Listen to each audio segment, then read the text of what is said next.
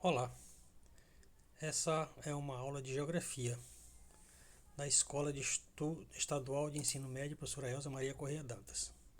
Meu nome é Valtair Martins de Souza, sou professor dessa disciplina. Nós vamos falar hoje sobre a geopolítica no pós-Segunda Guerra Mundial. Esse vai ser o principal assunto que a gente vai discutir durante essa aula. Então, para entender essa geopolítica que ocorreu depois da Segunda Grande Guerra Mundial, é necessário que a gente retroceda um pouco, que a gente fale um pouco do que aconteceu antes. E também um pouco sobre o período logo após a guerra. Pois bem, o período que demarcou o que ficou conhecido como Guerra Fria, entre o fim da Segunda Guerra Mundial em 1945 e a queda do Muro de Berlim em 1989. Então, esse é o período pós-Segunda Guerra, entre 1945 e 1989. Mas o que foi essa Guerra Fria? Aqui está dizendo que foi um período conhecido pela disputa de poder em escala global entre os Estados Unidos, defensores dos princípios capitalistas, e a então União Soviética, adepta dos ideais socialistas. Ou seja, essa Guerra Fria foi uma disputa entre Estados Unidos e União Soviética para ver quem iria dominar o mundo, quem iria exercer a hegemonia mundial. Pois bem, para entender isso é necessário que a gente volte às origens, para saber o porquê que ocorreu e como ocorreu. Então, o que dizer sobre as origens dessa chamada Guerra Fria? Então, as origens da Guerra Fria devem ser buscadas no confronto de forças que se estabeleceu entre os aliados, países vencedores da Segunda Guerra Mundial, de um lado, e os Estados Unidos, a Inglaterra e a França do outro, a União Soviética. Ou seja, os aliados de um lado e a União Soviética do outro. Esse foi o principal confronto entre, ou nesse período conhecido como Guerra Fria. Guerra Fria, o que aconteceu antes? Pois bem, antes da Guerra Fria, não existia a União Soviética. A União Soviética só passou a existir depois da Revolução Russa, que ocorreu em 1917. E, a partir daí, formou-se a União Soviética com a implantação de uma economia socialista. Mas essa União Soviética ela foi formada principalmente por esse país maior chamado Rússia e por esses outros menores: Letônia, Estônia, Lituânia, Belarus, Moldávia, Ucrânia, Geórgia, Armênia, Azerbaijão, Cazaquistão, Uzbequistão, Turcomenistão, Quirquízia e Tadjiquistão.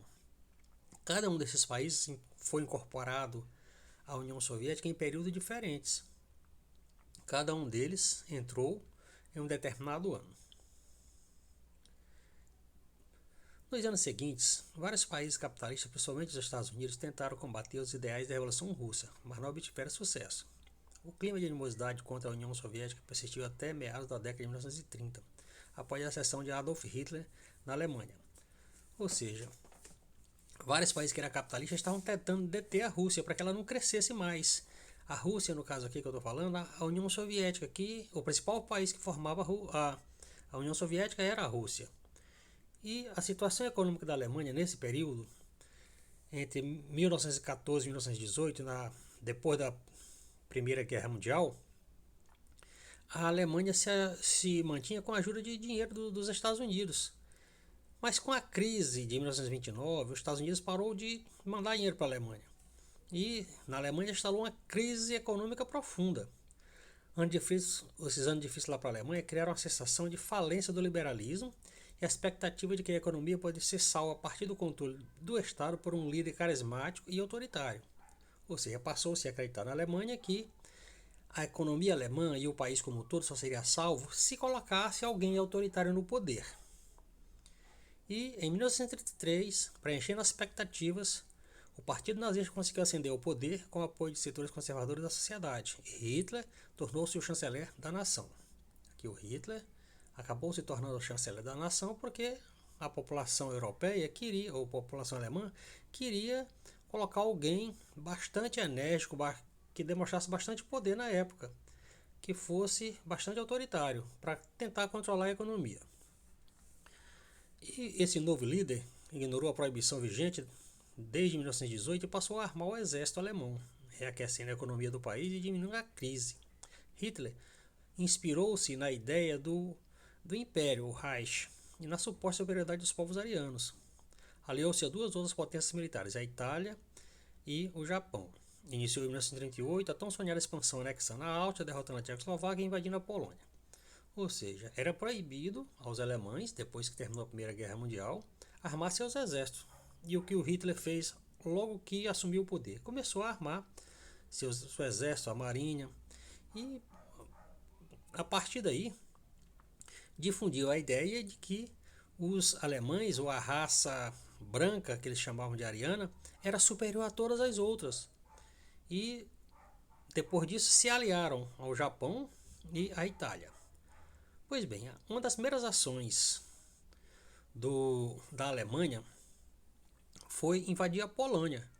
Com o governo dos Estados Unidos tentando solucionar sua crise interna, as potências europeias vitoriosas na Primeira Guerra Mundial, como a França e a Inglaterra, evitaram enquanto puderam um confronto que repetisse o morticínio de 1914. Mas após a invasão da Polônia, ficou claro que a expansão alemã não terminaria ali. O conflito mundial se iniciou com a declaração de guerra da Inglaterra, França à Alemanha. Ou seja, depois que a Alemanha invadiu a Polônia, como essa imagem mostra, os ingleses e os franceses acabaram declarando guerra à Alemanha. Então isso aí foi o início da Segunda Grande Guerra Mundial. Então a Segunda Guerra Mundial costuma ser dividida em dois momentos. No primeiro momento, que é entre 1939 e 1943, as potências do eixo Alemanha, Itália e Japão, como está mostrando aqui, eram os países do eixo. Do outro lado tinha os aliados, que eram a Inglaterra, França, Estados Unidos e União Soviética. Então, quando as potências do eixo Alemanha, Itália e Japão expandiram seus territórios, pois a Alemanha invadiu e conquistou parte da França, rompem o tratado com Stalin. E aí a Alemanha invade a União Soviética. Porque, na verdade, a Alemanha tinha feito um tratado por baixo dos panos com a União Soviética, um tratado de não invasão e de não agressão. Mas esse tratado foi rompido quando a Alemanha invade a União Soviética. Na Ásia, o Japão iniciou a guerra com a China em 1937. Ocupou o Sudeste Asiático e começou a expansão rumo ao Pacífico, atacando bases estadunidenses de Pearl Harbor em 1945. Então está aqui os japoneses atacando uma ilha que pertencia aos Estados Unidos, chamada Pearl Harbor, e isso forçou os Estados Unidos a entrar na guerra, entrar na Segunda Grande Guerra Mundial. Assim, os governos dos Estados Unidos, da União Soviética, da França Livre, da Inglaterra, juntaram força e conseguiram reverter a expansão alemã a partir de 1943.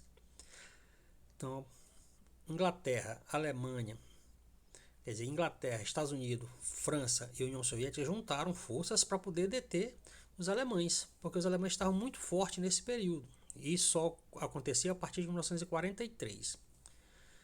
A derrota nazista foi selada definitivamente com o revés sofrido pelas tropas alemãs no leste, diante do Exército Vermelho soviético, e do lado oeste pelo ingresso direto das tropas dos Estados Unidos.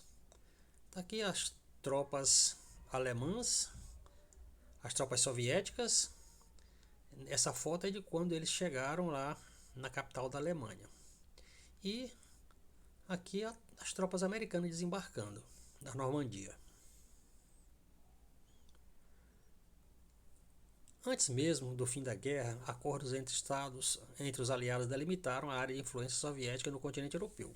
Ou seja, os soviéticos foram delimitados, não podiam passar até certo ponto porque eles já haviam ocupado grande parte do leste europeu, como mostra aqui nesse mapa. Mostra essa parte mais colorida, a parte que a União Soviética já havia tomado de conta, que ela já havia invadido durante a guerra, expulsando os alemães. E com isso ela passou a comandar essas áreas também, esses países também. As tropas da União Soviética estavam presentes em praticamente todo o leste europeu. Aproximavam-se de Berlim, a capital alemã. É o que mostra aqui nesse mapa. E, para conter o avanço soviético, foi realizada uma conferência chamada Conferência de Yalta. Ela foi realizada no sul da União Soviética em fevereiro de 1945, antes de terminar a guerra. Estabeleceu que esse país, ou seja, a União Soviética, teria de volta os territórios que pertenciam à Polônia e à Romênia, depois da Primeira Guerra Mundial, e os territórios anexados no início da Segunda Guerra, Estônia, Letônia e Lituânia. Então está aqui, Estônia, Letônia e Lituânia pelo Tratado de Yalta, voltariam a pertencer à União Soviética. E essa fotografia mostra Winston Churchill à esquerda, no meio o presidente dos Estados Unidos e à esquerda o presidente lá da União Soviética. E além da redefinição das fronteiras da União Soviética, ficou decidido, através desse Tratado de Yalta, que as tropas seriam retiradas dos países ocupados. Ou seja, as tropas da União Soviética teriam que sair desses países que eles haviam ocupado. À medida que isso acontecia, formava-se governo socialista em todo o leste europeu. Os governos socialistas que se formaram foram na Polônia, Tchecoslováquia, Hungria, Romênia, Bulgária, Iugoslávia e Albânia. Surgiu então a primeira mais importante área de controle geopolítico soviético de todo o período da Guerra Fria. Ou seja, esses países que a União Soviética dominou durante a Segunda Guerra Mundial acabaram adotando o socialismo, como Polônia, Tchecoslováquia, Hungria, Romênia, Bulgária, Iugoslávia e Albânia, que eram países do leste europeu. A partir disso, houve uma outra conferência, a Conferência de Potsdam. Meses depois, em Potsdam, cidade próxima a Berlim, lá na Alemanha, uma nova conferência entre representantes dos três países discutia, entre outras coisas, a divisão da vencida Alemanha em 4 zonas de ocupação e questões de fronteira da Polônia, aprofundando as animosidades de Yalta e já com perspectivas seguras para o fim da Segunda Guerra.